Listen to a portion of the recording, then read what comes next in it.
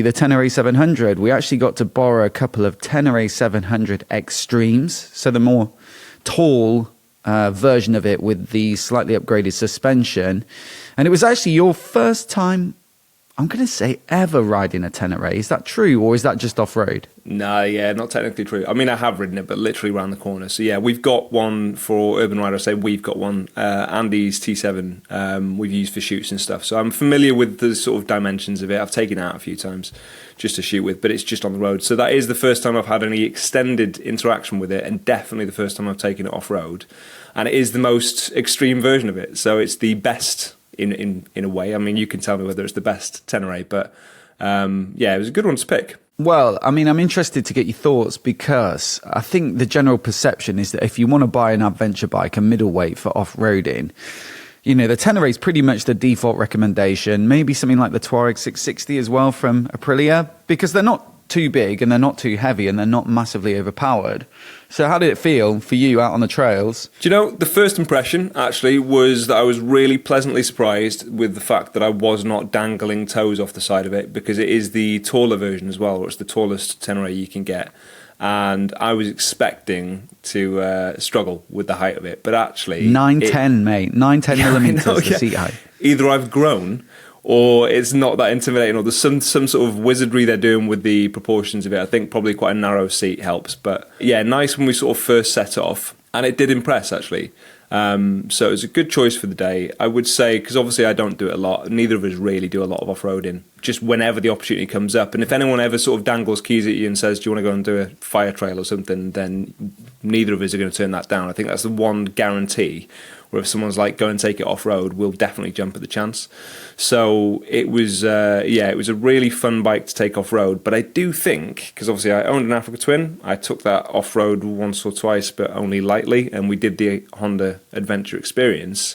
They are quite different, actually. I'm surprised with how different they are, and I'm also surprised with which one I think I'd choose, and that is the Africa Twin, still, out of the Ténéré or the Africa Twin. What's the differences then? What made you feel like they're so different to ride off-road? Because in some ways, on paper, they're kind of similar. Very off-road biased chassis. You've got a parallel twin in both bikes, a 270 crank. They're not night and day. No, there's similarities there. I mean, technically it's bigger, but I wouldn't have necessarily said the Africa Twin feels faster. It might actually feel slower because it's heavier, or at least mine did, because it was the smaller one. Obviously, they've raised the size on that since. But one of the first things is there was no creaking or slapping of plastic, which you had with mine. If you took mine off-road, there was a lot of background noise, let's say, because there's a lot of plastic panels that just sort of, if you're sort of shaking the thing around, it does sound a little shaky, and you sort of feel like you're doing a nasty to it, but actually the bike's absolutely fine, and nothing falls off it. It's not like you're going to rattle anything free. But the Ténéré is stripped back, so that's kind of unsurprising, because it's supposed to be, right? It hasn't really got any fancy kind of rider tech. It doesn't have cruise control, which the Africa Twin does now, and stuff like that. So they have really made that kind of simple. And in some ways, that's a shame if you're going to go and take a distance. But if you're going to go and take it off-road, what do you want, really? You just want a bike that is well engineered over sort of generations and iterations of like millimeter precision of this is how the frame should be and whatever else that sort of Yamaha have cumulatively acquired over the years. And you want it to be simple, because you don't want to be messing around with settings. If anything, actually, the one thing that was frustrating is that every time you turn it off, you have to go back in to turn off the ABS and change the settings, because it will reset. Yeah. And over the course of a day where you're stop-start, that does get a little bit irritating. Basically, you just want a big button that goes off. Like, this is off-road, this is on-road. I understand why they do it, but yeah, as simple as you can get away with, and it is pretty much as simple legally as they're allowed to get away with, whilst still being able to take it on the road. So there's a few things there. What was the thing though that made you say you would still choose an Africa Twin? Because on paper the Ténéré is a little bit lighter, a little bit slimmer. I'd agree as well, even though it's 910 mm in the seat, like rally seat is very narrow, it sags a little bit, so I didn't find it that difficult to get on with. It's also very simple, like you say, from a tech perspective, which I think a lot of people prefer off-road.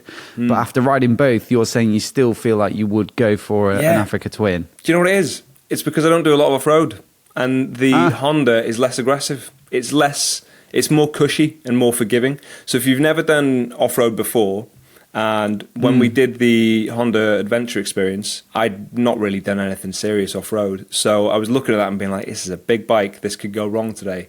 And the bike was so inviting that if you're not a really skilled off-roader, and you can handle the weight. I will caveat that by saying it is a heavy bike, so you do need to be confident enough to know that, you know, it's not going to scare you with the fact, oh God, it's going to go down and I have to lift it, which obviously is always concerning because they're not light bikes. But as long as you're not intimidated by that, the Honda will really sort of take you by the hand and sort of guide you through. It's cushy, it's forgiving, it's softer on the throttle as well. Whereas the Ténéré, if you're a skilled off-roader, it's the clear choice, because it is lighter, it's more capable. You know, if you get that upgraded suspension as well, then it really can perform.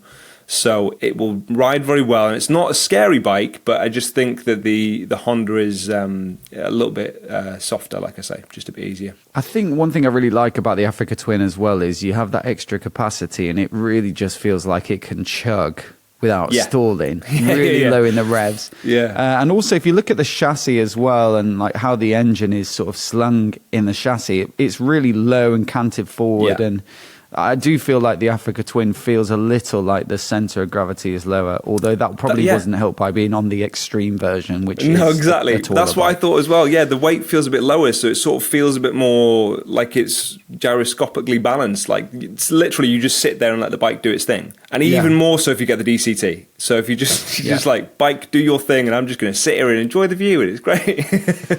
But yeah, I loved it. And on some of the stuff, actually, on that really steep hill, I would prefer to have been on the Ténéré, definitely, than the Africa Twin. But either way, it's great. And it just shows that you have to go and test them. And I think that's the thing where you were saying earlier, this is the perfect kind of event where, yes, you have to wake up really, really early to get your name on that list. But you can go and ride bikes back to back, and you will never get that same opportunity. Even if you went and did the different experience days, you're going to have a week or a month in between it.